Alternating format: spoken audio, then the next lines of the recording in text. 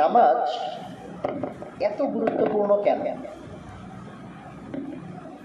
তো নামাজ নিয়ে আমাদের নিজেদের থিওরি বানানোর দরকার নাই। আল্লাহ তাআলা নামাজ সম্পর্কে আমাদেরকে কি জানাইছেন আমরা সেটা ফলো করি। নামাজ হচ্ছে আল্লাহ তাআলা বলতেছেন যে মুমিনের জন্য, মুসলমানের জন্য আল্লাহর সাথে এক ধরনের কানেকশনের চ্যানেল। এটা এক ধরনের মোবাইল ফোন, মানে আমাদের আধুনিক ভাষায় বললে কি এটা অদৃশ্য মোবাইল ফোন। মোবাইলের ধরা যায়, বাট এটা অদৃশ্য মোবাইল ফোন, যে মোবাইল দিয়ে কার সাথে কথা বলা যাবে? আল্লাহর কাছে কথা বলা যাবে, আল্লাহর কাছে চাওয়া যাবে, আল্লাহ আমার এটা দরকার। এটা কি আমি কোনো বানাই থিওরি দিলাম? এটা কি আমার বক্তব্য? আমি একটা ধারণা করলাম যে এই নামাজ হচ্ছে আল্লাহর সাথে কানেকশন, এটা আমার ধারণা। আমি কি ধারণা বলছি? হ্যাঁ, ধারণা বলি না, এটা হাদিস করণের কথা বলছি যে আল্লাহ তাআলার বয়ানে বলছি যে নামাজ হচ্ছে মুসলমানকে আল্লাহ বিশাল এক নিয়ামত দিছে। বিশাল এমন নিয়ামত যে একটা ইন্ডিভিজুয়াল মুসলমান, তার এইরকম বড় ইমাম সাহেব, মুফতি সাহেব হওয়ার দরকার নাই। He can directly connect to his creator. তার সৃষ্টিকর্তার সাথে সে ডাইরেক্ট কানেক্ট করতে পারে, তার কাছে আবেদন জানাইতে পারে, এবং তার আবেদন আল্লাহ কবুল করলে আল্লাহ তাআলা তার রেসপন্স, তার যা দরকার সেটা তাকে পৌঁছায় দিতে পারে।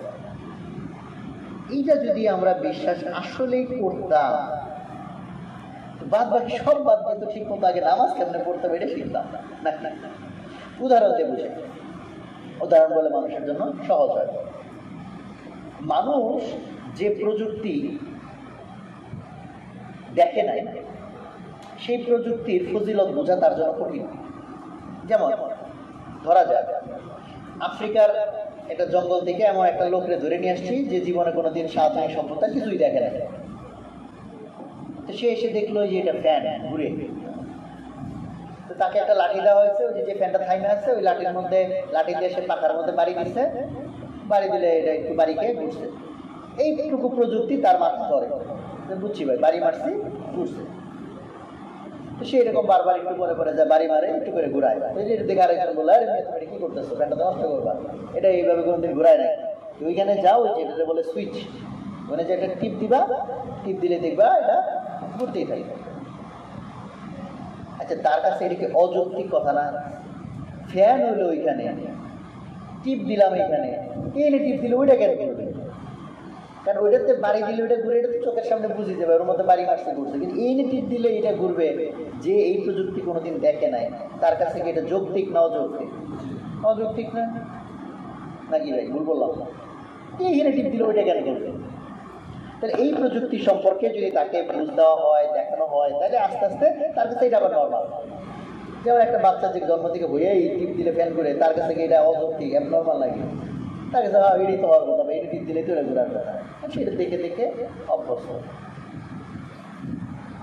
ফলে এই প্রযুক্তি যে দেখে অভ্যস্ত হয়েছে, বিশ্বাস করছে, তাকে যদি এখন বলি তাহলে তুমি একদিন কষ্ট মষ্ট দরকার নাই, তোমার গরম লাগতেছে তুমি এনে টিপ দাও, তাহলে তোমার বাতাস যা দরকার তুমি পাওয়া যাবে।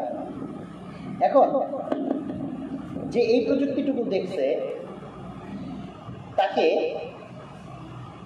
আমি আরো আপগ্রেডেড প্রযুক্তি অফার করলাম এক সময়। তো আমি দেখলাম লোকজন কিনতে হয়, তাই না, কষ্ট করে ওই থেকে উঠে আসতে হয়, বা রাতে ঘুমাচ্ছি, শেষ চাইতে বাতাস বেশি বা কম, সেই ঘুম ব্যাগে উঠে যায়, সুইচ টিপ দাও, রেগুলেটর ঘুরাও।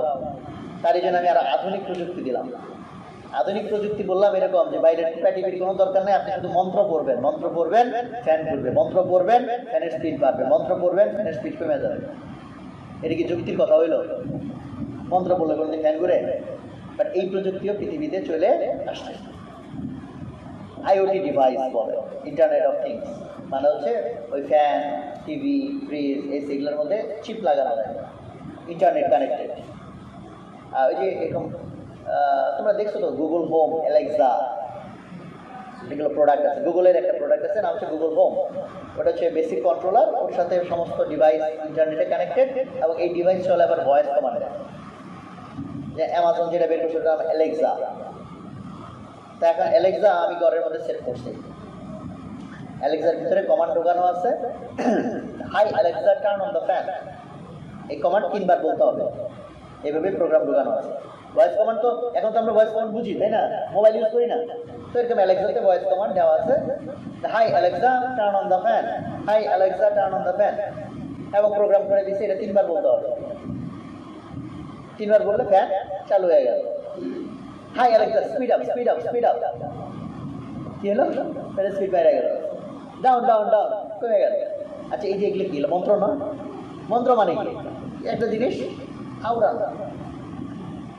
যে এই প্রযুক্তি দেখে না, ধরা যাক একটা গ্রামের লোক, সেই টিপ দেওয়া দেখছে কিন্তু এই ইয়ে দেখে নাই, সেই গ্রামের মধ্যে গিয়া বলছি ভাই টিপা টিপের দরকার নাই, এই যে দাও তোমার সামনে একটা জিনিস দিয়ে গেলাম, সামনে বসে মন্ত্র পড়বা, এই মন্ত্র শিখাই গেলাম, এই মন্ত্র বললে এই করবে, এই মন্ত্র যে বিষয় এটা ফাইজলামি কথা, মন্ত্র বললে কোনোদিন হয়?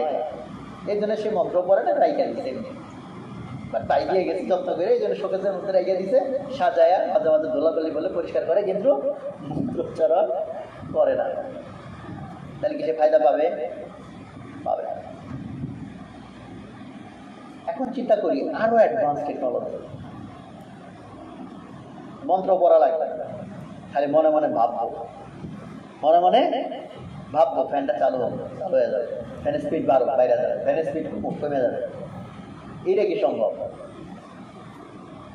এই প্রযুক্তিও প্রায় চলে আসার তার প্রান্তে, টেস্টিং হচ্ছে। এটা অলরেডি টেসলা কোম্পানি যে এলন মাস্ক নিউরোলিঙ্ক, তোর কিন্তু ব্রেনের সাথে ইন্টারফেসিং করতেছে, যে মানে ব্রেনের মধ্যে যা ভাববো সেই কমান্ড যন্ত্র বুঝতে পারবে। এই ধরনের টেকনোলজি অলরেডি আবিষ্কার হচ্ছে। যেমন আমারই একটা ছোট্ট যন্ত্র আছে, হেডব্যান্ড, মিউজ কোম্পানি থেকে কেনা। ওই ব্যান্ড মাথায় রেখে আমি যদি ধরো ফোকাস করি, যে একদম মানে যাতে মাইন্ড বিক্ষিপ্ত না হয়, তো ওই অ্যাপের ভিতরে গ্রাফ দিয়ে দেখানো যায়, দেখায় যে আমার ফোকাস ঠিক ছিল নাকি মনোযোগ নষ্ট হয়ে গেছিল, বা মনোযোগ কোন লেয়ারে ছিল। বাট ঘটনা ঘটতেছে এখানে, বাট ওয়্যারলেসলি সেটা আমার মোবাইলে আমি আমার ব্রেনের এক ধরনের ফাংশন আমি দেখতে পাচ্ছি। তো এই প্রযুক্তি অলরেডি অনেকটুকু ডেভেলপ, মার্কেটে হয়তো 2-4 বছরের মধ্যে চলে আসবে, কিছু ভার্সন চলে আসছে, বাট আরো। তো তখন যেটা হবে সেটা কি, যে এখন যেমন মোবাইলে আমি টিপ দিচ্ছি, তার চেয়ে একটু অ্যাডভান্স কি টিপ দেওয়া লাগতেছে না, মুখে বলতেছি, আরেকটু অ্যাডভান্স কি মুখেও বলা লাগবে না, চিন্তা করবো। আর চিন্তার মধ্যে তো কত কিছু হয়, চিন্তার তো কন্ট্রোল মুশকিল, তাই না? তাহলে আমি কি চিন্তা করলাম, হঠাৎ করে আবার কি অন হইলো, কি অফ হইলো, ঝামেলা না? তার মধ্যে ওই প্রযুক্তির মধ্যে তো তাহলে নিশ্চয়ই একটু যদি কিন্তু থাকতে হবে, তাই না? তো যদি কিন্তু যেটা থাকবে সেটা কি, সেটা হচ্ছে যে মনে মধ্যে উল্টাপাল্টা যা ভাবতেছি সেটাই ঘটে যাবে না, মনের মধ্যে ধারণাটাকে স্থির করব, মনে মনে মনে মনে ওকে বলবো, তারপরে ঘটনা ঘটবে। এই ধরনের কিছু একটা হয়তো হবে নাকি, যে আমি খুশু আনবো, বোঝা নেই, যে চিন্তার মধ্যে কি আনবো, স্থিরতা আনবো, যে হ্যাঁ ফ্যানটা ঘুরো, কল্পনার মধ্যে স্থির দৃশ্য দেখলাম, মনে মনে ওকে করলাম, ফ্যান ঘোরা শুরু করলো। তো এই প্রযুক্তি অলরেডি চলে আসার পথে। যেসব প্রযুক্তির কথা বললাম আজ থেকে মাত্র 10 বছর আগে বললে আমার মনে পাগল বলতো না, বাইরে যেটা এখন বাস্তবতা। তো প্রযুক্তি বোঝার ফলে আমার কাছে এখন মনে হয় আল্লাহকে বোঝা সহজ হয়ে গেছে। একদিক থেকে চিন্তা করে আল্লাহ আমাদেরকে যত টেকনোলজি দিচ্ছে, আমি টেকনোলজি শব্দটা বললাম যে আমাদের আধুনিক, আমরা যারা পড়ালেখা করি তাদের জন্য বোঝার সহজ টার্মিনোলজি। আল্লাহ যে টেকনোলজি দিচ্ছেন, এই টেকনোলজি বোঝাটা সহজ। আর টেকনোলজি না বুঝলে, বুঝো না বুঝো, বিশ্বাস ঠিক মতো করলেই তো হইতো, যেহেতু বিশ্বাস আসে নাই ঠিক মতো, বা আসলে আদা খেচড়া বিশ্বাস বা ভাঙাচোরা বিশ্বাস, তো ফলে আমি একটা অ্যাডভান্স প্রযুক্তি ইউজ করতেছি না, ফেলায় রাখছি। এই জাস্ট থিঙ্ক অ্যাবাউট ইট, এই যে অ্যাডভান্স মোবাইলটা বানানো হইলো, যেখানে ইভেন ভয়েস কমান্ডও না, শুধু চিন্তা করলেই কাজ করে, এই মোবাইলটা নিয়ে যায় আমি সেই আফ্রিকার জঙ্গলে কিছু লোক যাদের সাথে প্রযুক্তির কোনো দেখা সাক্ষাৎ নাই, তাদেরকে দিয়ে আসি, দিয়ে বলছি যে ভাই তোমাদের জন্য আমার অনেক দরদ, তোমাদের জন্য আমি তো অনেক খাবার দাবার নিয়ে আসছি, পোশাক আশাক যা দরকার নিয়ে আসছি, বাট আমি যখন করে চলে যাব, আমি থাকি 10,000 কিলোমিটার দূরে, প্রত্যেকদিন তো তোমরা আমার পাবা না, বাট তোমাদেরকে এই একটা জিনিস দিয়ে গেলাম, এই জিনিসটা নিয়ে ওই পাহাড়ের উপরে উঠবা, সামনে রাখবা, ধ্যান স্থানের সাথে বসবা, বৈশাখ কল্পনা করবা তোমার কি কি দরকার, সেটি তুমি কল্পনার সাথে সাথে বইলা দিবা, বললে দেখবা এই জিনিস তোমার কাছে পাঠিয়ে দিবে। I was talking about the technology. পাহাড়ে যেতে বলছি কেন? কারণ ও জেনে ছিল ওই দিকে নেটওয়ার্ক ঠিক মতো পায় না, এজন্য তার পাহাড়ে যাইতে হবে। মেবি আল্লাহর সাথে কানেকশন হইতে গেলে মসজিদের মধ্যে ভালো অ্যান্টেনা আছে, এই জন্য আল্লাহ বলছে জামাতের মধ্যে মসজিদে এসে একসাথে নামাজ পড়ো। আমরা ঘরে পড়ি, কানেকশন ঠিক মতো এই জন্য তো হয় না। তো যাই হোক, এখন পাহাড়ে যাইতে হবে, মোবাইলটা সুন্দর করে রাখতে হবে, আবার ধ্যানে স্থানে বসতে হবে, বসে আবার একদম গভীরভাবে চিন্তা করতে হবে।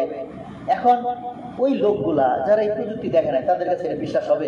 এটা কোনোদিন ভাই কথা, সে থাকে 5,000 কিলোমিটার দূরে, আর আমি তাই এগুলো করবো, এগুলো করলে বলে এগুলো হবে।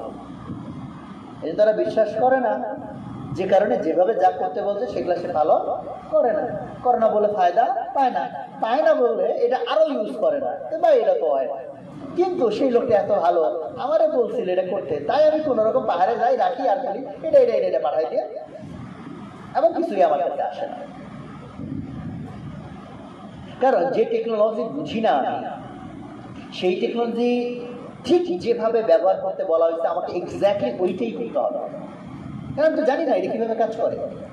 যেমন সিম্পল চিন্তা করো, ওই মোবাইলটাই ধরো লক করা থাকে, আনলক করার জন্য একটা প্যাটার্ন আছে, সেই প্যাটার্নও আমার বইলা গেছে যে করলে এরপরে আপনি করবেন। ওই প্যাটার্ন যেরকম আছে আমি দিলাম কোন রকম একটা, খুলবে মোবাইল, খুলবে প্যাটার্ন ব্লক বুঝি তো আমরা নাকি, বা একটা পাসওয়ার্ড দেওয়া আছে, পাসওয়ার্ডের মধ্যে আমি লিখলাম পিছিয়ে এক্সট্রা লিখলাম, যে ভাই যা বলছে একটু বাড়ায় লিখলাম, কম লিখি নাই, কাজ করবে না, যা বলছে তাই। তো এই যে অ্যাডভান্স সব টেকনোলজি না জানার ফলে আমরা একটা মহামূল্যবান জিনিস ইউজ করি না। সালাত হচ্ছে ওই অ্যাডভান্স টেকনোলজি, যে অ্যাডভান্স টেকনোলজি আমি এতক্ষণ যে উদাহরণ বলছি, যেটা দিয়া আন্দাজ হয়তো আমরা করতে পারি যে আল্লাহ তাআলা ওই টেকনোলজি আমাদেরকে অলরেডি দিয়ে দিচ্ছেন। যে আমি সালাতে দাঁড়াবো পবিত্রতার সাথে, একজন বলতে পারো ভাই পবিত্র হওয়ার দরকার কি? এগেইন তুমি যে টেকনোলজি জানো না, সেই টেকনোলজির কোনটার কি কারণ এটা তুমি ব্যাখ্যা করতে পারবো? আমি ব্যাখ্যা করতে পারবো? ইলেকট্রিসিটি টেকনোলজি জানি না, এখন বলছে লাইট একটা অফ হয়ে গেছে, ফ্যান অফ হয়ে গেছে, বলছে সব লাইট ফ্যান যদি অফ হয়ে যায় তাইলে যে তোমার একটা বাক্স দিলাম, বাক্স খুলবা ঢাকা, একটা স্যান্ডেলের পরবা, কি নাম বলে, প্লাস্টিকের জুতা পরবা, জুতা পরে হাতের মধ্যে গ্লাভস পরবা, তারপরে ওখানে একটা দেখবা সাদা জিনিস, এটা টান দিয়ে বাইর করবা, দেখবো ওখানে একটা তারের মতো জিনিস আছে, ওইটা ফেলাই দিবা, দিয়া ওইটা একটা নতুন তার লাগায় আটকাই দিবা, দেখবা লাইট ফ্যান সব চলতেছে। বুঝছো আমি কিসের কথা বলছি? ফিউজের কথা বলছি। আর তুমি বলতে পারো ভাই লাইট ফ্যান এনে নষ্ট হলে ওইনে যায় আমার কি কাজ? দ্বিতীয়ত ওইনে যে কাজ করবো বুঝছি, ভাই স্যান্ডেল কেন করতে হবে, এর সাথে স্যান্ডেলের কি সম্পর্ক? তোমার তো ধারণা নাই সব কি জিনিস, ইলেকট্রিসিটি কি জিনিস। যদি তুমি চামড়ার কি বলে রাবারের স্যান্ডেল না পরো, সব খায়া মারা যাবে। বুঝো না আমার কথা? এখন চিন্তা করো, নামাজ পড়তে হলে ওযু করতে হয় নাকি? ওযু করার যুক্তি মানুষ কোনোদিন বুঝাই বলতে পারবে কেউ কাউরে? সম্ভব না তো। ধরো আমি প্রস্রাব করছি, ওযু আমার আছে না ভেঙে গেছে? তাহলে কি করতে হবে? আবার ওযু করতে হবে। আচ্ছা প্রস্রাব করছি, আমার কি নাকে চোখের মধ্যে প্রস্রাব গেছে? তা আবার কেন আমি নাকে পানি দেবো, আবার কেন আমি কুলি করবো? বরং যেখান থেকে প্রস্রাব করছে ওযুর মধ্যে বরং এটাই নাই যে ওইখানে আবার নতুন করে পানি দেওয়া আছে। তা এটা যুক্তির কথা হইল? এটা কি কোনো যুক্তির কথা হইল যে ভাই আমি প্রস্রাব করছি আবার হাত দিতেছি, পা দিতেছি, কুলি করতেছি? এটা যুক্তি খুঁজে কোনো লাভ নাই। কারণ যে টেকনোলজি বুঝো না, যে টেকনোলজির জ্ঞান তোমার নাই, সেই টেকনোলজির মধ্যে যুক্তি খুঁজে তোমার কোনো লাভ আছে? তুমি কি জানো এটা কেমনে কাজ করে, সার্কিট কেমনে কাজ করে তুমি জানো? তুমি আজ এটা কইতেছো কেন যে ভাই এটা হইলে কেন, এটা হইলো না, ওইটা কেন হইলে কেন, এটা হইলো না? We just don't have the idea. এটা অ্যাডভান্স টেকনোলজি, তোমার কোনো আইডিয়া নাই।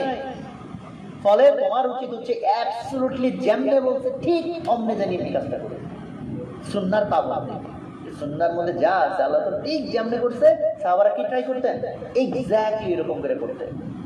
জাস্ট লাইক এই যে মোবাইলের প্যাটার্ন, এক্স্যাক্টলি যে প্যাটার্ন দিলে মোবাইলটা আনলক হবে ওই এক্স্যাক্ট প্যাটার্নই দিতে হবে, একটু এদিক সেদিক হইলে কাজ করবে না। তো আল্লাহ তাআলা এইসব টেকনোলজি দিয়ে দিচ্ছেন, যে টেকনোলজি যদি আমি ঠিক মতো পালন করি, তাহলে যদি আমি ইমানদার হয়ে থাকি, তাহলে আল্লাহর কথা সত্য এবং সত্য এবং সত্য এবং অবশ্যই অবশ্যই অবশ্যই সত্য, এটি বিশ্বাস রাখতে হবে কি হবে না? এই বিশ্বাস যদি আমার না থাকে, আমার ইমান থাকবে? আল্লাহ বলছে নামাজ হচ্ছে আমার সাথে তোমার যোগাযোগের মাধ্যম, এদিকে আমি বিশ্বাস করছি। তাইলে এ কথা কি ভুল হইতে পারে? কিন্তু আমি তো জীবনে কোনোদিন কানেক্ট হইতে পারলাম না, তাই না? ওই যে জঙ্গলের মধ্যে যাদেরকে মোবাইল দিয়ে আসে তাদেরকে বললাম যে ভাই ওই লোকটা তো বলছিল এই মোবাইল দিয়ে যা চাইবা চলে আসবে, সত্যি না মিথ্যা? বলো হ্যাঁ ভাই ওই তো সত্যি কথাই, উনি তো ভালো মানুষ, মিথ্যা কথা তো বলার কথা না। কিন্তু মনের ভিতরে কিন্তু তোমার ধারণা তৈরি হয়েছে ভাই এটা তো কাজ করে না। কত সত্যি ঠিক আছে হয়তো, মোবাইল তো কাজ করে না, কারণ যেমনি মোবাইল ইউজ করার কথা ছিল তুমি কি এমনি মোবাইল ইউজ করছো? প্যাটার্ন যেমনি দেওয়ার কথা ছিল দিছো, যে পাহাড়ে উঠতে বলছিল উঠছিলা, যেরকম ধ্যানের সাথে গিয়া বলছিল যে এমনি এমনি এমনি চিন্তা করা করছিলা, করো নাই। So আমাদের human body is an advance technology, human body is advance technology. So এই জন্য সালাত যে একটা অসাধারণ গিফট, সালাত একটা অসাধারণ গিফট, আমরা বানাই দিচ্ছি বার্ডেন, আমরা মনে করছি বার্ডেন। তুমি চিন্তা করো, তুমি যদি লিটারেলি বিশ্বাস করতে এবং এটা ফজিলত অর্জন করতে পারতা যে আল্লাহর কাছে 5 বার আমার ফোন দেওয়ার সুযোগ আছে দিনের মধ্যে, বেশি নাই, যা চাওয়ার চামো চাইলে আল্লাহ পাঠাই দিবেন, এই যে বিশ্বাস করতাম আমরা আল্লাহর বলতাম আল্লাহ 5 বার না একটু বাড়ায় 10টা বানায় 10 বার বানায় দাও, আল্লাহ বাড়ায় 50 বার বানায় দাও, যাতে আমার যখনই দরকার তখনই তোমার একটু ফোনটা আমি দিতে পারি। কি চাইতাম না এটা? যদি বলা হতো যে এই মোবাইলে ফোন দিলে তুমি যা চাইবা পাবা, কিন্তু হলো দিনে 5 বারের বেশি ব্যবহার করা যাবে না, আমরা লিমিট বাড়াই যাবো না। আল্লাহ তাআলা সালাত কত দিয়েছিলেন? 50 বার নিয়মত বাড়াই দিয়েছিলেন, আমরা বুঝি নাই। আমরা আল্লাহ তো জানে, মুসা আলাইহিস সালাম বলছে যে এই বান্দা এগুলো বুঝবে না, পরে দেখা যাবে যে আরো ঘাপলা, ঠিক আছে কমায় টমায় দাও। আল্লাহ ঠিক আছে ফরজ নামাজ বাদে তো নফল নামাজের সুযোগ আছে, তাই না? তো এই অ্যাডভান্স টেকনোলজিটাকে যদি আমরা ঈমান এনে থাকি, তাহলে যদি আল্লাহর সাথে আমার কানেকশন না হয় তাহলে বুঝতে হবে আমার সালাতের মধ্যে গ্যাপ আছে, সংযোগ হবে না। এই কথা সত্যি হইতে পারে না, আল্লাহর কথা অবশ্যই সত্যি। সমস্যা আল্লাহ না, সমস্যা কার? আমার। এখন সালাত জিনিসটা লাস্ট পর্যন্ত আমরা যখন এসে দাঁড়াচ্ছি, পড়তেছি, রিচুয়ালিস্টিক যে পার্ট, এইটা কিন্তু ওইটুকুই না, এর সাথে আরো অনেকগুলো জিনিস কানেক্টেড।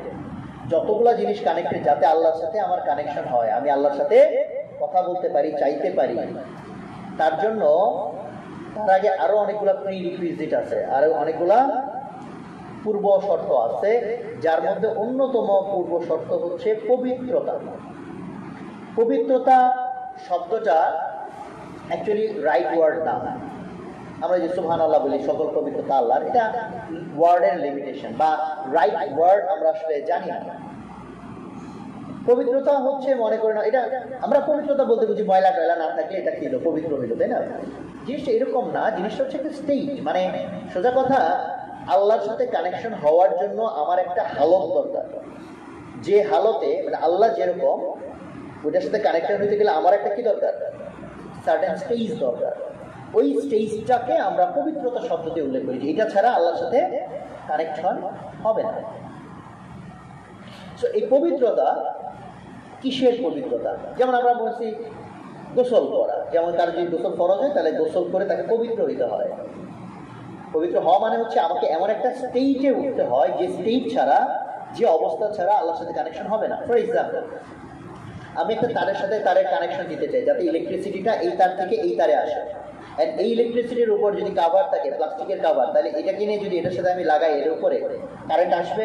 আসবে না। তাহলে আমি বলবো কি তার পবিত্র হয় নাই, মানে এই অর্থে যদি বুঝাই যে এর সাথে এর কানেকশন হয়ে এনার্জি আসতে হইলে যে অবস্থায় উঠতে হবে ওটার নাম যদি বলি পবিত্রতা, তাহলে এর উপর কাভার লাগানো আছে, প্লাস্টিক লাগানো আছে, মানে কি তারটা কি হয় নাই? পবিত্র হয় নাই।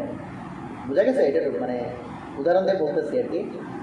একইভাবে আল্লাহর সাথে আমার কানেকশন হয়ে যদি স্পিরিচুয়াল এনার্জি আমার আনতে হয়, আল্লাহর মদদ, আল্লাহর সাহায্য যদি আমার আনতে হয়, তাহলে আমাকে ওরকম একটা পর্যায়ে উঠতে হবে, যে পর্যায়কে আমরা পবিত্রতা শব্দ দিয়ে উল্লেখ করি, যদিও শব্দটা দিয়ে কি বোঝায় আমাদের কাছে ক্লিয়ার না।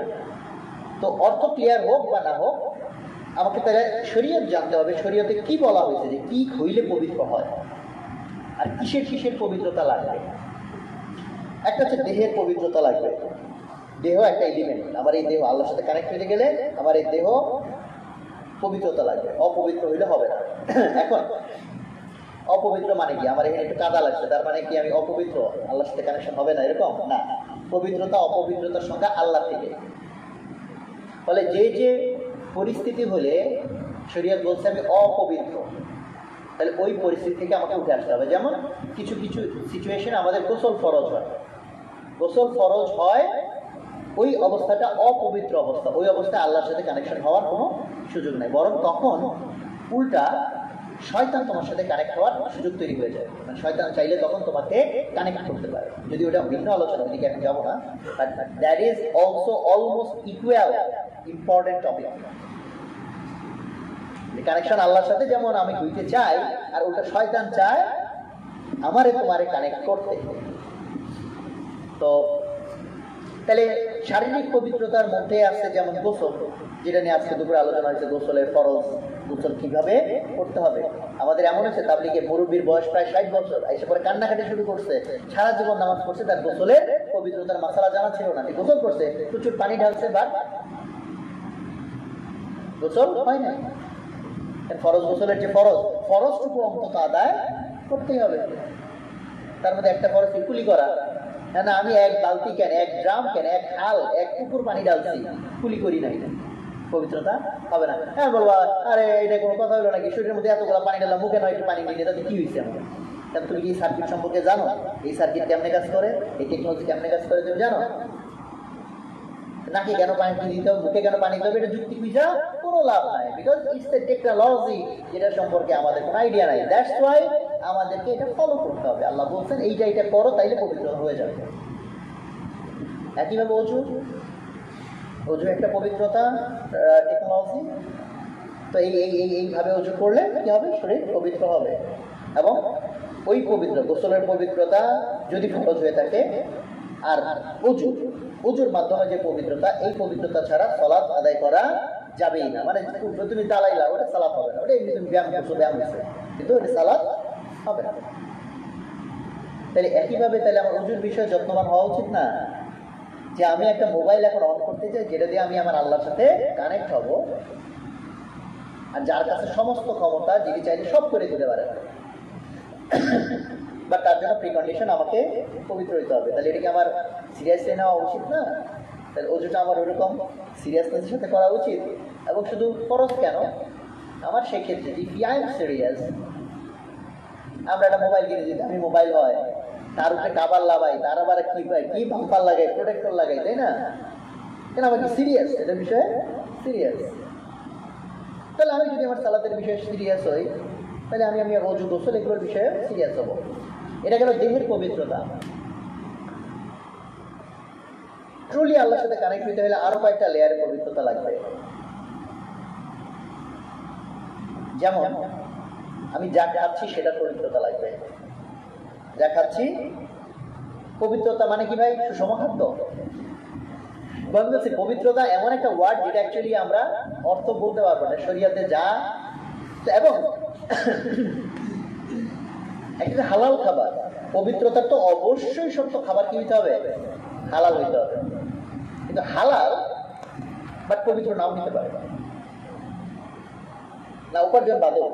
এখানে আরো অনেক লেয়ার আছে। যেমন কোরআনের মধ্যে কিন্তু আছে যে হালাল এবং তৈয়ব, দুইটা শব্দ এবং যে মানে তোমরা এমন খাবার খাও যেটা হালাল এবং তৈয়ব। তৈয়ব মানে পবিত্র অর্থে আমরা তৈয়ব শব্দটাকে ইউজ করি। আবার সূরা কাহাফের মধ্যে আছে এই মুদ্রানি শহরে যাও এবং পিওর খাবার কিনে আসো, আস্কা, মানে আস্কা তাম, পবিত্র খাদ্য কিনে নিয়ে আসো। তো খাবার যদি আমাদের আলোচনা নামাজ, কিন্তু খাবারের মধ্যে একটু যাচ্ছি, কারণ হালাল খাবার শুধু যথেষ্ট না আমার সাথে কানেক্ট হওয়ার জন্য। হালালের সাথে খাবার পবিত্র হওয়াটা জরুরি। হালাল শুধু খাবার বা খাবার পবিত্র না, পিওর না, স্টিল আল্লাহ চায় তো কানেকশন হইলে হইতে পারে, হারাম তো হইলে হবেই না। কিন্তু যদি আমি ট্রুলি চাই দ্য কানেকশন, তাহলে আমাকে খাবারের পবিত্রতার বিষয়েও সচেতন হইতে হবে। খাবারের পবিত্রতা ইটসেলফ একটা ভাস্ট টপিক। সংক্ষেপে যদি জাস্ট বলে যে ভাই আমার এক লাইনে বলেন, তাহলে আমি বলবো যত বেশি অর্গানিক হয় কোনো খাবার তুমি সেটা ট্রাই করবা, যত বেশি আর্টিফিশিয়াল সেটা থেকে দূরে থাকবা। তার মানে আমি এই মশলা দিইনি আর্টিফিশিয়াল খাবার হারাম, আর্টিফিশিয়াল খাবার মানে এরকম কোনো মশলা দিই না। আমি বলছি if you want to be the safe system এবং if you are really serious যে আমি আল্লাহর সাথে কানেকশন চাই, তাহলে খাদ্যের ক্ষেত্রে যত বেশি আর্টিফিশিয়াল জিনিস তুমি অ্যাভয়েড করবা। সিম্পল একটা জিনিস বলি, একটু এই বিষয়ে একটু সিরিয়াস হওয়ার জন্য। একটা হাদিসের মোটামুটি অর্থ এরকম যে শেষ জামানায় আল্লাহ রাসূল সাল্লাল্লাহু আলাইহি ওয়াসাল্লাম বলতেছেন যে আমার উম্মতের মধ্যে কিছু মানুষ মদ খাবে। উম্মতের মধ্যে মদ খাবে মানে মুসলমান মদ খাবে। সাহাবারা অবাক হয়ে গেল, মুসলমান কিভাবে মদ খায়? আল্লাহ রাসূল বললেন তারা মদ খাবে কিন্তু জানবে না, মানে যে মদটা তারা খাবে সেটা তারা মদ মনে করবে না। এটা মদ বলতে ব্যাপকভাবে অর্থটা নিলে এমন হারাম কিছু খাবে সে, বা তার ধারণা হবে এটা হারাম না। এটা আতঙ্কিত হওয়ার জন্য যথেষ্ট যে আমরা আমাদের এই জামানায় এমন কিছু আমরা খাবো, অনেক কিছু মনে করবো এটা তো ভাই হালাল, কিন্তু সেটা আসলে হালাল ছিল না। এবং তাহলে এখান থেকে আমি তাহলে বাঁচবো কিভাবে? বাঁচার জন্য যারা যত সিরিয়াস হতে চায় তার জন্য সহজ হ্যাক, এটাকে হ্যাকস বলবো, সহজ একটা বাইপাস রাস্তা হচ্ছে আমার চেষ্টা থাকবে যত বেশি আমি কি খেতে পারি, প্রাকৃতিক খাদ্য। কি খাদ্য? প্রাকৃতিক। আর যত বেশি আর্টিফিশিয়াল তত ওটা রিস্কি। আমি কিন্তু আবারও বলতে হারাম বলি না, বলবো কি রিস্কি। যত বেশি প্যাকেট জাতের মধ্যে যাব দ্যাট ইজ রিস্কি। যেমন তোমার যদি অপশন থাকে ব্রয়লার মুরগি খাওয়া ভার্সেস কক মুরগি খাওয়া ভার্সেস একদম দেশি মুরগি যেটা ন্যাচারালি গ্রেজড, মানে চলে ফিরে খাইছে, তুমি যদি আসলে সুপার সিরিয়াস হও তাহলে তোমার উচিত হবে কষ্ট করে হইলেও দেশি মুরগি যেটা ঘুরে ফিরে বেড়ায় খায় এটার মাংস খাওয়া। গরুর মাংসের ক্ষেত্রেও খাসির মাংসের ক্ষেত্রেও একই কথা, যে প্রাণী ন্যাচারালি গ্রেজড, ওই ফার্মের মধ্যে আটকায়া বিভিন্ন রকম খাবার খাওয়ায় মোটা তাজা করে যে খাইছি, ওগুলা থেকে দূরে থাকতে পারলে ভালো ভালো সেই। তো যাই হোক, এই টপিক যেহেতু আজকের টপিক না, এটার ডিটেলসে যাচ্ছে না, বিকজ এটা আরো কন্ট্রোভার্সিয়াল আইডিয়া তৈরি হতে পারে। সোহাগ ভাই তো বলে গেছে ভাই কি ফার্মের মুরগি খাওয়া হারাম, আমি কথা বলি না।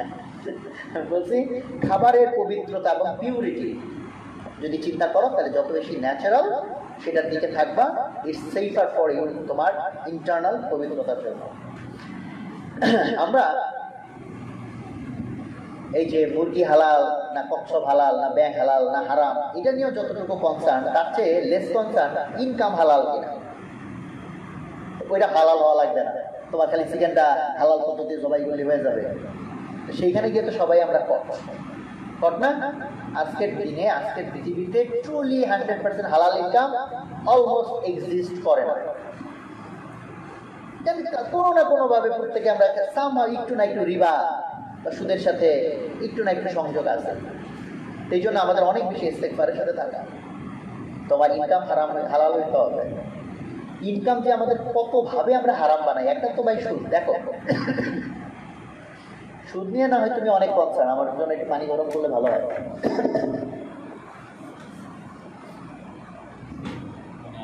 তুমি যতভাবে তোমার ইনকাম করতে গিয়ে অন্যের হক নষ্ট করছো,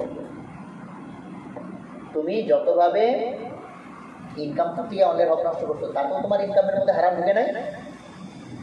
অফিসে তুমি শর্ত দিয়ে ঢুকছো, অফিস টাইমে অফিসের কাজ করবা, বসে বসে তুমি নিজের কাজ করতেছো, এন্টারটেনমেন্ট করতেছো, ফেসবুকের মধ্যে তুমি ভিডিও দেখতেছো, লাইক মারতেছো, শেয়ার মারতেছো, তোমার ইনকাম হালাল হয়েছে?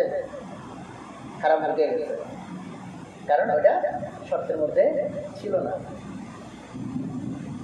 আরো 100 রকম ভাবে আমরা বাংলা হক নষ্ট করি ইনকামের ক্ষেত্রে, ইনকাম হারাম হয়ে যায়।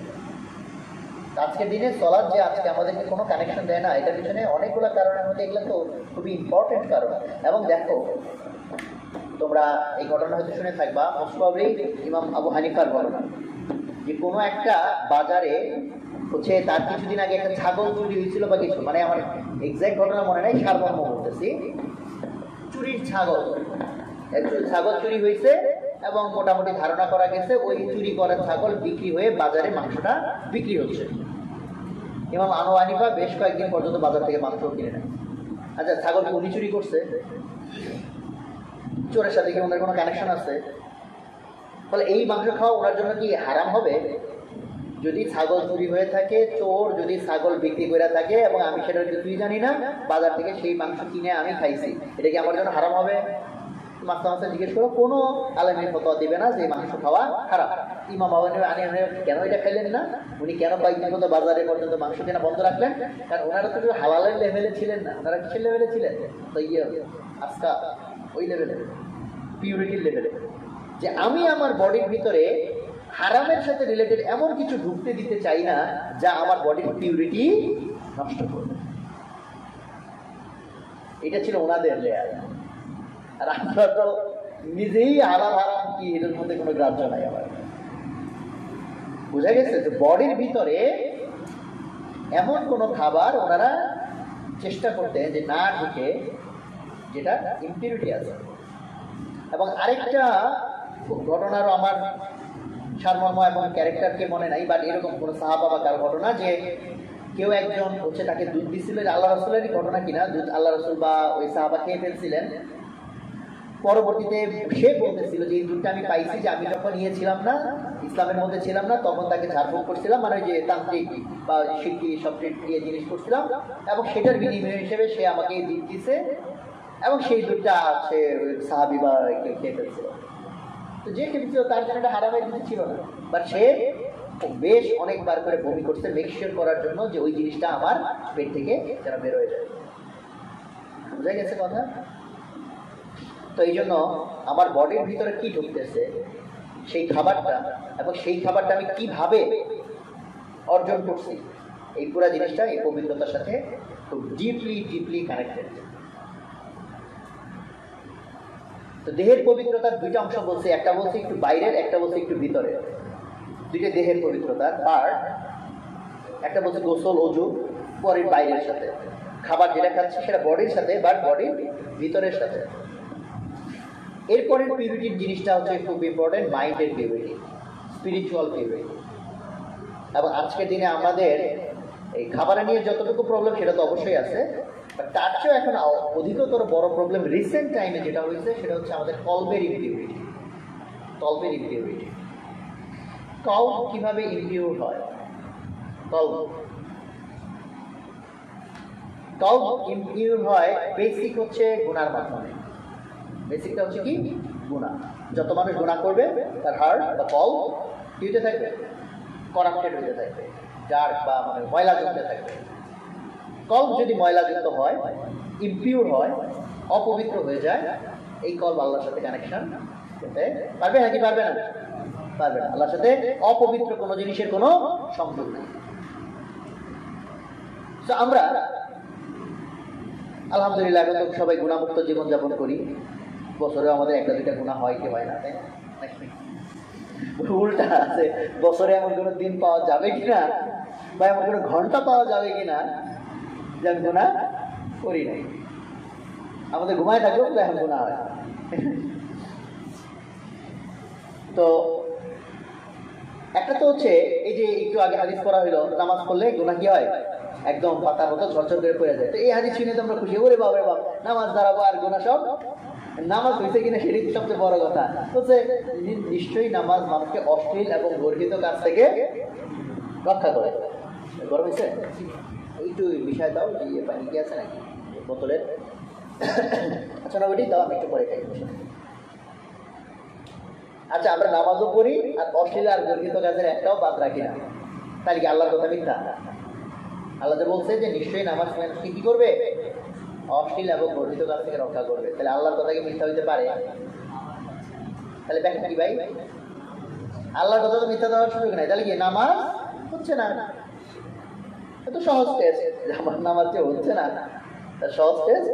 কিন্তু হতাশ হতে যাবে না ভাই, হচ্ছে না বুঝাইয়ার চেষ্টা করে লাভ না, বরং চেষ্টা করে এটা হওয়ানোর পর্যায়ে নিতে হবে। আর যেহেতু ফরজ, অ্যাটলিস্ট আদায় করলে আল্লাহর কাছে উচিত আদায়, আল্লাহ হোক না, চেষ্টা তো করছিলাম, সময়টা খারাপ করে তো দাঁড়াই ছিলাম অত, তাই না? অন্তত উচিলা তো রাখতে হবে। তো গুনাহ যেটা ঝরাই দিবে, তো সেই জিনিসটা যেহেতু হচ্ছে না, গুনাহ ঝরে কি ঝরে না ঠিক নাই। আর যদি সলাত আমার ঠিকও হয়, সেই সলাত যদি আমার গুনাহ ঝরাইও দেয়, সেটা কোন গুনাহ ঝরবে ভাই? সগীরা গুনাহ। কবিরা গুনাহ কি ঝরবে? ঝরবে না। এখন প্রচুর বর্ণনার ভিতরে এই সগিরা শব্দটা নাই, জাস্ট বলছে গুনাহ ধরে যাবে, বাট আলেমরা ব্যাখ্যা দিচ্ছে যে ওটা মনে সগিরা। তো কই তাহলে উল্লেখ কেন হইল না? ওটার ব্যাখ্যার মধ্যে এটা একটা প্রমিনেন্ট ব্যাখ্যা যে মুসলমান যে কবিরা গুনাহ করবে এটা একটা কোনো কথার কথা নাকি, যেটা আবার উল্লেখের কি আছে? মুসলমান মানে তো কবিরা গুনাহ নাই। আর যদি তার কবিরা গুনাহ হয়ে যায়ও, সে তো তওবা না করা পর্যন্ত সে তো শান্তি পাবে না। আর তওবা যদি হয় তার মানে গঠিত ঝরে গেল, মানে তার তো কবিরা গুনাহ জমা থাকার কোনো সুযোগই নাই। আর আজকে আমাদের মুসলমান আমরা সগীরা গুনাহ করার টাইমই বরং পাই না, কবিরা গুনাহ করে আমরা কোল পাই না, সগীরা গুনাহ কখন। আর আমি এই যে চিল্লা যখন গেছিলাম এই বিষয়ে আমার একটু অ্যাওয়ারনেসটা বাড়ছে, মানে গুনার বিষয়ে অ্যাওয়ারনেসের তো কোনো শেষ নাই। তা আমি তখন ভাবলাম যে হায় হায় বয়স এত হয়ে গেল, এখন পর্যন্ত কবিরা গুনার লিস্টই তো জানি না। আমার কবি গুনাহ হয়েছে কি হয়েছে তার জন্য তো আমার এখানে লিস্টটা দরকার, ভাই কি কি গুনাহকে কবিরা গুনাহ বলে। ও মায়ের লিস্ট নিতে গিয়া তো এখন আমার ধারটা অবস্থা একটা বইতে পাইলাম 70টা লিস্ট, তার মধ্যে দেখলাম যে অনেকগুলার সাথে সংযোগের কিছু নাই, আর বেশ কয়েকটা নেতৃত্ব হওয়ার বিষয় আছে। তারপরে পাইলাম 100টার লিস্ট, তারপরে পাইলাম 467টার একটা লিস্ট। 467টার লিস্ট দেখতে গিয়ে দিয়ে হাত পা অবশ হয়ে যাইতেছে। অহংকার করা একটা কবিরা গুনাহ, প্রচুর মানুষের জানাই নাই। মানে আমি যে একটা জানি আমি কি বা এই সেই ইত্যাদি কবিরা গুনাহ হয়ে গেছে, এবং আমি তওবা না করা পর্যন্ত এটা ক্লিন হবে না, যদি আল্লাহ তওবা কবুল করে। বাট আমি এটা গুনাহই মনে করি না। কত ভাবে আমরা অহংকার করি, এবং যার অহংকার করার কিছু নেই সেও অহংকার করে। ভাই দেখেন তো আমি সবার সেরা, আমার অহংকার করার কিছুই নাই, আমি পৃথিবীতে ইউনিক একটা মানুষ, এইটাই আমার অহংকার। মানে যার অহংকার করার কিছু নাই সেও একটা কারণ বাড়ি করে কেন আমার অহংকার করা দরকার। পুরো অবস্থা হচ্ছে এরকম। তো আমরা টাকার অহংকার, ডিগ্রির অহংকার, ভার্সিটির অহংকার, ফ্যামিলির অহংকার, তাই না, সুন্দর কথা বলতে পারি সেটার অহংকার, জ্ঞানের অহংকার, অহংকারের কোনো শেষ নাই।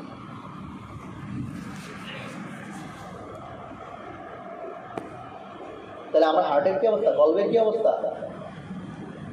এইটা ময়লা জমতে জমতে জমতে জমতে যদি এটা দেখা যায়, যে যদি এটার ভিজুয়ালাইজেশন থাকতো যে আল্লাহ তাআলা গুনাহ করলে আল্লাহ কলবের চেহারা ভাষায় দিবে, বা মোবাইলে কোনো অ্যাপ দেখতে পাবো, তাহলে আমাদের কলবের আর মানে কোনো কালার মানে ব্ল্যাক হইতে দেয়, এটা এমন ব্ল্যাক। এখন বান্দা যে গুনাহ করবে আল্লাহ তাআলা তো জানেন, এবং আল্লাহ তাআলা সবকিছুর জন্য সমাধান দিয়ে দিচ্ছেন। বান্দা তুমি কবিরা গুনাহ করবা, ইস্তেগফার করো। আচ্ছা একবার কবিরা গুনাহ করছে, ইস্তেগফার করছে, আল্লাহ তুমি মাফ করে দাও, ভুল হয়ে গেছে, আমি আর করবো, একদম সিনসিয়ারলি আমি আল্লাহরে বলছি আল্লাহ আর করবো। কিন্তু পরের দিন এই গুনাহ আবার করে ফেলছি, আর কি তওবা করার সুযোগ আছে? হ্যাঁ নাই নাই না আছে? আছে। কতবার পর্যন্ত আছে? কয়বার পর্যন্ত তওবা করা যায়? 7 বার। হ্যাঁ, যে কোনো একটা নির্দিষ্ট পাপের জন্য কয়বার পর্যন্ত তওবা করা যায়? হ্যাঁ, আনলিমিটেড। বান্দা যতক্ষণ টায়ার্ড না হয়, আল্লাহ টায়ার্ড হয় না। যে আমি ভাই এই গুনাহটা আমি 1 লাখ বার করছি, আর 1 লক্ষ বারই পার করে আমি আবার অনুতাপ হয়েছে, আল্লাহ কাছে সিরিয়াসলি আমি আবার মাপ চাইছি। মানুষ হলে নর্মাল আমরা যদি হইতাম ভাই তুমি পাইছো না, প্রতিদিন করবো আর আল্লাহ মাফ করে দেবো। কিন্তু দিল থেকে মন থেকে চাইতে হবে, এমনি না আগে থেকে প্ল্যান করছি যে গুনাহ করবো আর সবার মাপ চাই। তো ওটা হলে কি তওবা হবে? তওবা মানে কি সিনসিয়ার, যে না আল্লাহ আমি আর এটা করবো। তারপরেও যদি ময়লার কিছু এখানে ছোপ লেগে থাকে সগীরা গুনার কারণে, কবিরা গুনাহ লম্বা সময় করার কারণে, আল্লাহ তাআলা সেটাও ক্লিন করার জন্য আমাদেরকে বলে দিচ্ছেন। কোরআন তেলাওয়াত, জিকির, জিকির অনেক বড় আমল হার্ট ক্লিন করার জন্য। যেমন আমাদের প্রচুর মানুষ চোখ দিয়ে কখনো পানি পড়ে না, আল্লাহর কাছে চাইছি, হাত তুলছি, বছরে হয়তো 365 দিন চলে গেছে, আমার একবারও চোখের পানি পড়ে নাই। So you need to be concern, তোমার হার্ট অলরেডি করাপ্টেড। এমন পরিমাণ ময়লা জমছে, এটা নরম হয় না, আর এটা নরম না হলে চোখ দিয়ে পানি পড়বে না। এগুলো বাহ্যিক সিমটম, এগুলো বাহ্যিক সিমটম। বাট আল্লাহ তাআলা এটা সমাধান দিচ্ছে, তুমি জিকির করো, জিকির করো, জিকির করো। কেন আমি নিজেই যখন আরো অনেক কম বুঝতাম, এরও কম বুঝি, বাট আগে তো আরো কম বুঝতাম, তখন যেমন জিকিরে আমার প্রচুর অনীহা ছিল। আলহামদুলিল্লাহ, আচ্ছা বুঝছি, আর সকল প্রশংসা আল্লাহ, 100 বার কেন বলা লাগবে? আমিও বুঝছি, আল্লাহ বুঝছে, লা ইলাহা ইল্লাল্লাহ বুঝছি, আল্লাহ এক, আমিও বুঝছি, আল্লাহ বুঝছে। এই যে 100 বার কেন পড়া লাগবে, 33 বার কেন পড়া লাগবে, বা অতবার কেন পড়া লাগবে? ওই যে বলছি, টেকনোলজি না বুঝলে যা হয়। Hi Alexa turn on the fan, এইটা যদি আমি যন্ত্রে সেট করি যে 3 বার বললে তারপরে গিয়ে ফ্যান অন হবে, হয় না? আমি বলছি ভাই 3 বার কেন, একবার বলছি, সুন্দর করে বলছি, ভাই 3 বার কেন বলা লাগবে? কাজ করবে? করবে না। যেমন আমাদের যখন শরীর বন্ধ করতে হয় ঘুমানোর আগে, জানি কিনা অনেকে, যে যেমন যাতে দুষ্ট জিন বাইরে আক্রমণ করতে না হয়, ওই তিনকুল 3 বার করে পড়তে হয়, মাসে করতে হয়। আমি বলতে পারবে 3 বার কেন, 2 বার না কেন, 1 বার না কেন, বুঝে লাভ নাই। আল্লাহ তাআলা টেকনোলজি বানাই দিয়েছে, সিস্টেমটা তোমাকে ফলো করলে তুমি সেভ। 33 বার কেন, 100 বার কেন? এই জন্য যে অতবার করলে ঘটনাটা ঠিক মতো ঘটবে, আল্লাহ তাআলা ওইভাবে এটাকে সেট করে দিয়েছে। বা আরো সহজে যদি বুঝতে চাই, কে কোথাও একটা ময়লা হয়েছে, বলছি ভাই এটা একটা ব্রাশ, এটাতে ঘষা দিবা, ময়লা পরিষ্কার হবে। তুমি যে একটা ঘষা মারছো, কি পুরো একদম ঠেকঠেকা হয়ে যাবে এক ঘষাতে?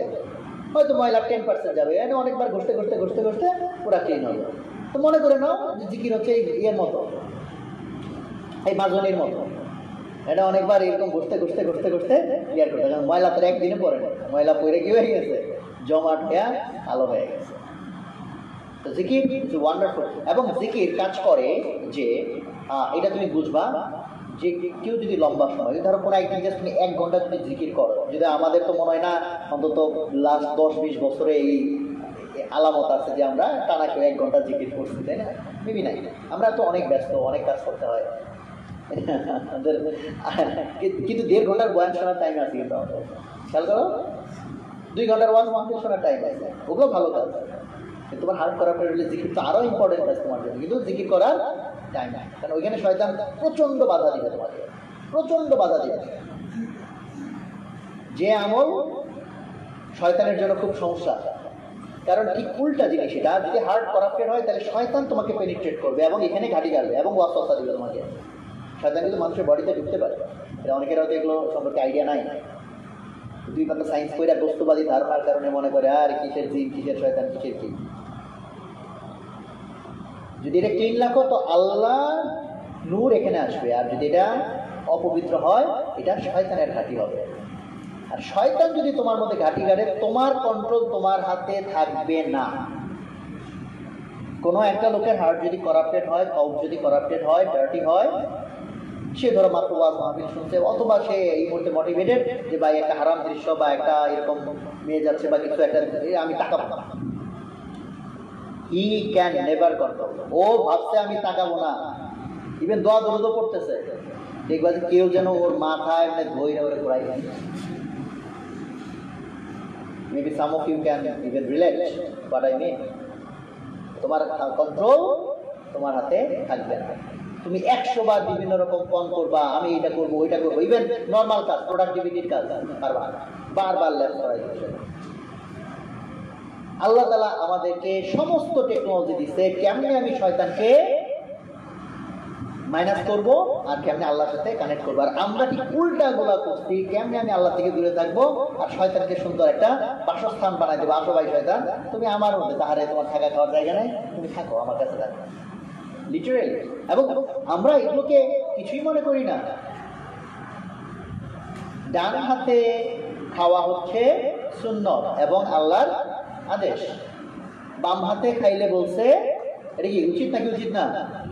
উচিত না, সুন্নাত। এবং বলা হয়েছে এটার ব্যাখ্যাও আছে কেন উচিত না, সেটা আল্লাহ তাআলা সহজ করছেন আমাদের জন্য, একটা কারণ বলে দিচ্ছেন। বলছেন বাম হাতে খাইলে এই খাবারে শয়তান পার্টিসিপেট করে। শুনছো তোমরা কেউ এটা?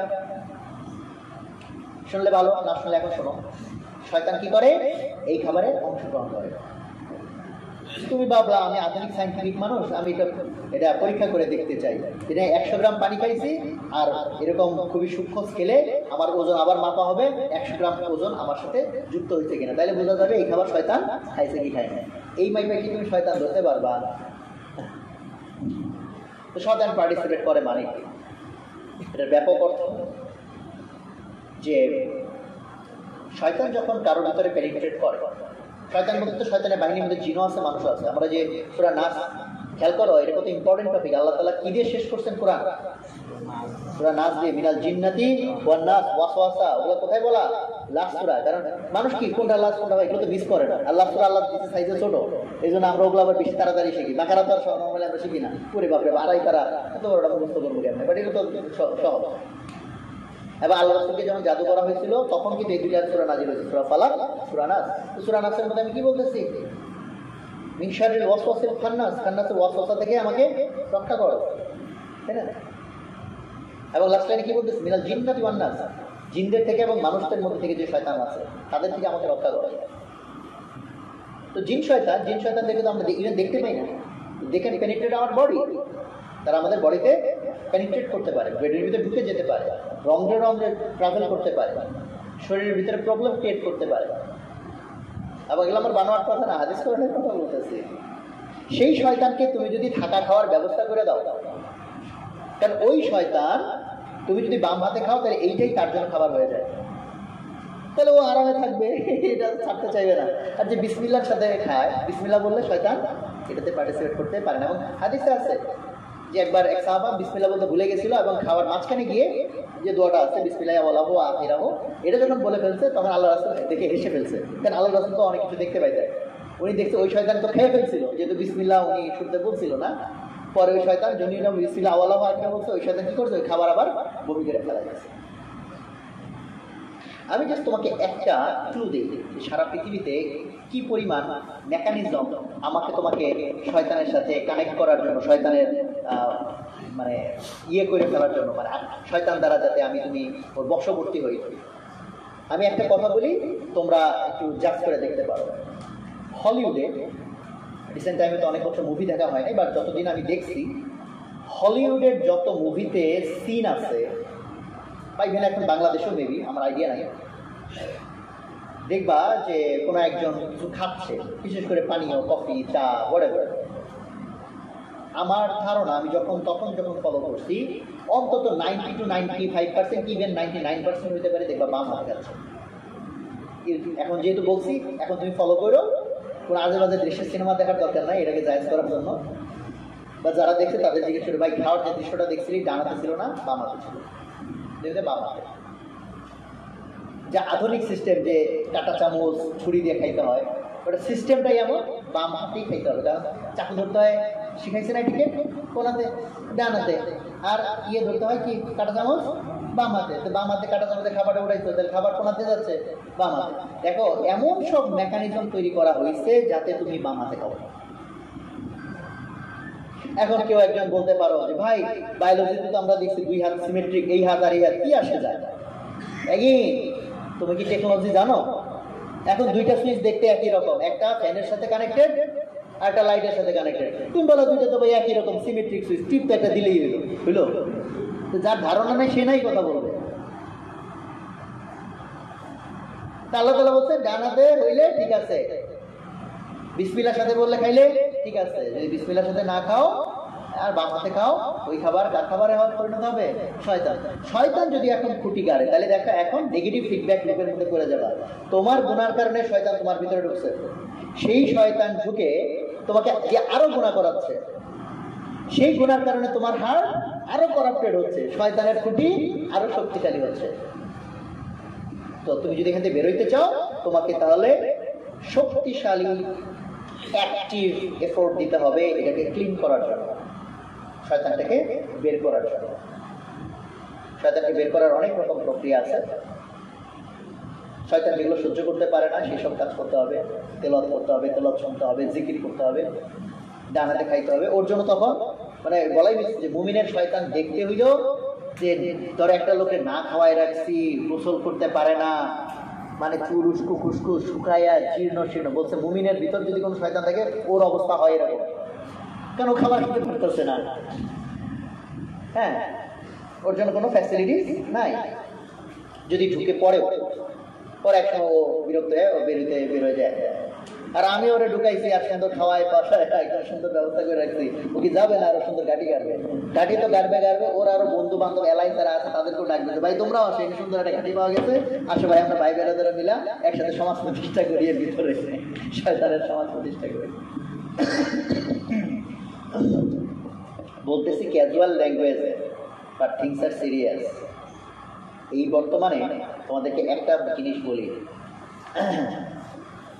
শয়তান যদি কারো বডিতে পেনিট্রেট করে, যতগুলো প্রবলেম হয় অনেক রকম, তার মধ্যে সবচেয়ে কমন হচ্ছে ডিপ্রেশন, এবং ডিপ্রেশন থেকে সুইসাইডাল টেন্ডেন্সি পর্যন্ত। ডিপ্রেশন এবং সুইসাইডাল টেন্ডেন্সির অনেকগুলো মেডিকেল কেস, ওটার সাথে শয়তানের আক্রমণের সম্পর্ক নাই, বাট আমার এক্সপিরিয়েন্স ওয়াইজ মেজরিটি কেস শয়তান আক্রমণ থেকে বা জিনের আক্রমণ থেকে। And we don't have any. তুমি ওষুধ খাবা, ডিপ্রেশন কাটে যাবে, যতক্ষণ ওষুধের উপরে আন্ডারে থাকবা, কিছুটা থাকবা, ওষুধ নাই আবার, এবং ডিপ্রেস হইতে হইতে, কারণ শয়তান চায় মানুষকে দিয়ে যদি সে সুইসাইড করাইতে পারে তাহলে তার মিশন একদম 100% অ্যাকমপ্লিশড। কারণ মানুষ যদি বেঁচে থাকে তাহলে লাস্ট মোমেন্টেও সে তওবা করতে পারে, কিন্তু সুইসাইড করে মরে গেছে আর কোনো চান্স আছে নাই, মানে গ্যারান্টেড জাহান্নাম। শয়তানের টার্গেট, শয়তান যে প্রবলেমগুলো তৈরি করে তার মধ্যে একটা অন্যতম হচ্ছে ডিপ্রেশন, যে কারণে গ্লোবালি সারা পৃথিবীর মানুষ এখন যে পার্সেন্টেজে ডিপ্রেসড, পৃথিবীর ইতিহাসে ডিপ্রেশন কখনো এর কাছে ধারেও ছিল না। ওয়াইরাস দেখো, এটা ইলজিক্যাল হওয়ার কথা যে পৃথিবী আমরা যা কিছুকে সুখের উপাদান মনে করি, যেমন ভালো খাইতে পারা, ভালো একটা ড্রেস, ভালো একটা বাসস্থান, সুন্দর একটা গাড়ি, মানুষ কি দিনে দিনে এগুলো অনেক বেশি অর্জন করছে না?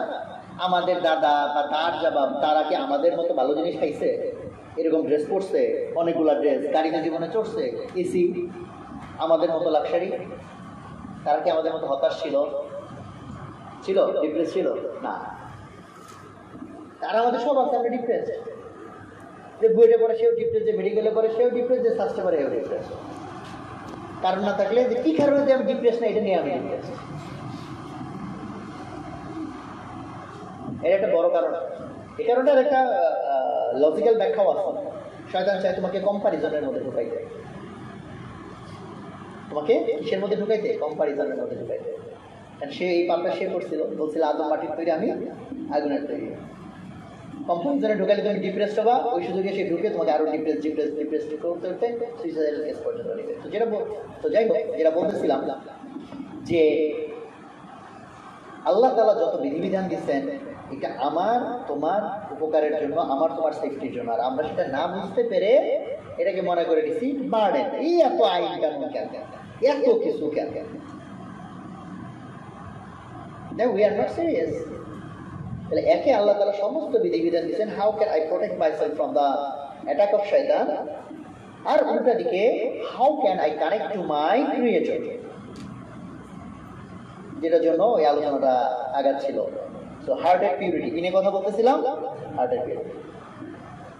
সো হার্টের purity must to connect to it creator, আর এটা যদি রং হইতে যায় তাহলে মোটামুটি must will be a attack, মানে টার্গেট অফ শয়তান।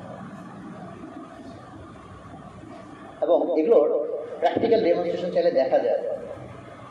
তো সেদিকে আর না যাই, মানে এগুলো এমন না যে থিওরি বলতেছি, I have my own practical experiences regarding this staff. তো এই জন্য আল্লাহ তাআলার বিশাল নিয়ামত আল্লাহ তাআলা আমাদেরকে নামাজ দিয়েছেন, আমরা সেটাকে বার্ডেন মনে করে নিয়েছি। আবার হার্টের স্পিরিচুয়ালিটিটা, হার্টের যে পিউরিটিটা, এটাকে কাইন্ড অফ তুমি মেন্টাল অথবা বলতে পারো স্পিরিচুয়াল পিউরিটি। সো বডির পিউরিটি, বডির এক্সটার্নাল, বডির ইন্টারনাল পিউরিটি, অ্যান্ড হার্টের পিউরিটি, মানে which is a purity of your mind, এটা, and which is a purity of your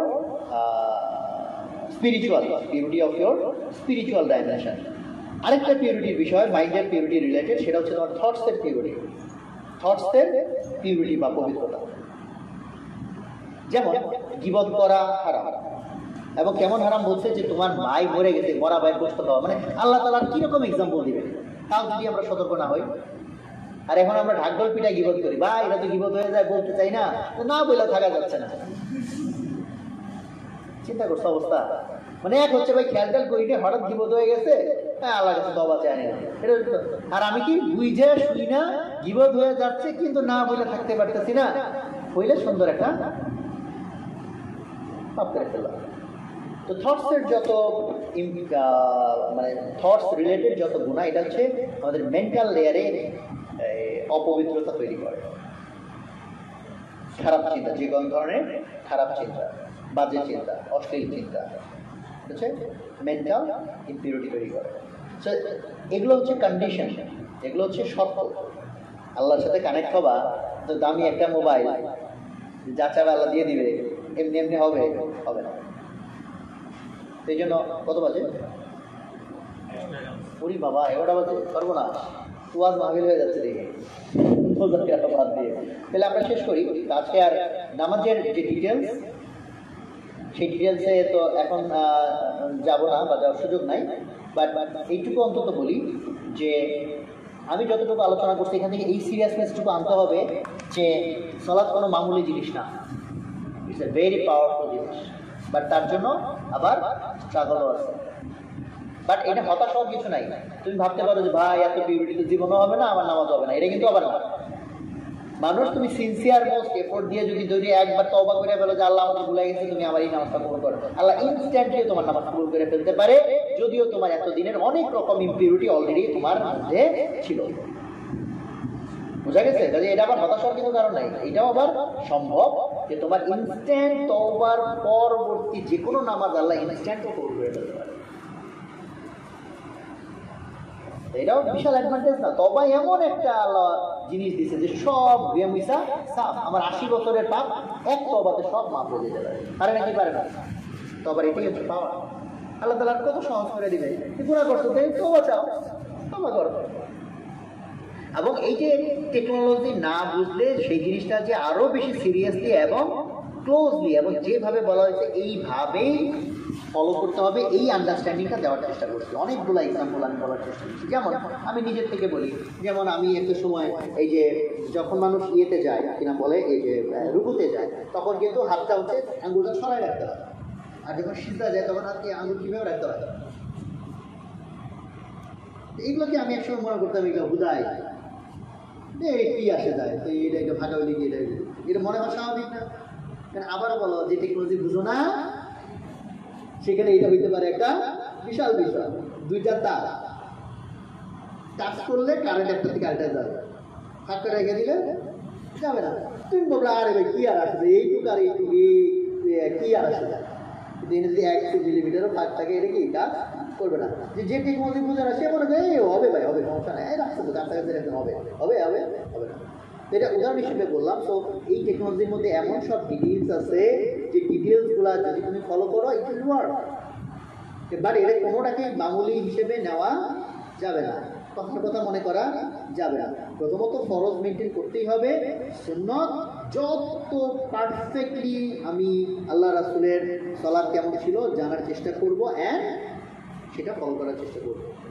ফলে দেখো আমরা আজকে হাবি জাবি জিনিস নিয়ে সময় কাটানোর সময় আছে, হাত উপরে বানবো না নিচে বানবো, আমিন ধরে বলবো না আস্তে বলবো, পুরে বাপরে গবেষণা করে একজন পিএইচডি হোল্ডার হয়ে গেছে, হাদিসে রেফারেন্সটাও বলে দিতেছে।